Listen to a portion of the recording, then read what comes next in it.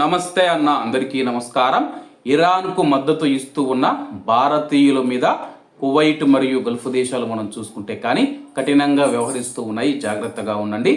Iran పౌరులకు సహాయం చేయబోయి ఇద్దరు భారతీయులు సౌదీలో చిక్కుల్లో పడ్డారు. ఇరాన్ ఎంబసీకి విరాళాలు పంపడంతో వారిని సౌదీ అరేబియాలో పోలీసులు అరెస్ట్ చేశారు.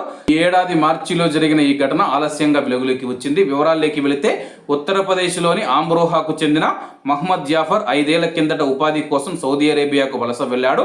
కొన్నాళ్లకు అతడి సోదరుడు మహమ్మద్ రహీబ్ను కూడా తీసుకువెళ్లాడు. ఇటీవల పశ్చిమాసియాలో యుద్ధం వేళ ఇరాన్కు సహాయం చేయాలని జాఫర్ను అతడి తల్లి కోరింది.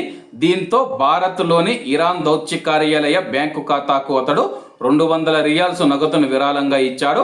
అయితే ఆ డబ్బును తన సోదరుడు రహీబ్ ఫోన్ నుంచి ట్రాన్స్ఫర్ చేశాడు.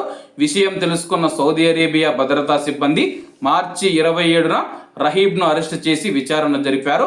3 రోజుల తర్వాత జాఫర్ను కూడా అదుపులోకి తీసుకున్నారు. అప్పటి నుంచి వారు ఎక్కడున్నారో తెలియరాలేదు. దీంతో భారత్లోని వీరి తల్లిదండ్రులు ఆవేదన వ్యక్తం చేస్తూ కేంద్రాన్ని సహాయం కోరారు. తమ కుమారులను విడిపించాలని విదేశాంగ శాఖను అభ్యర్థించారు.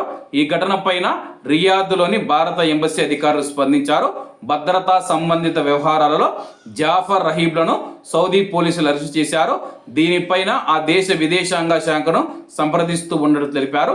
ప్రస్తుతం కువైట్ మరియు గల్ఫ్ దేశాలలో ఉంటూ ఉన్న భారతీయులు ఎవరైతే ఉన్నారో ఆ దేశాలకు వ్యతిరేకంగా ఏం చేసినా కానీ దేశద్రోహం కింద కేసు నమోదు చేసి జైల్లో వేస్తూ ఉన్నారు. జాగ్రత్తగా ఉండండి.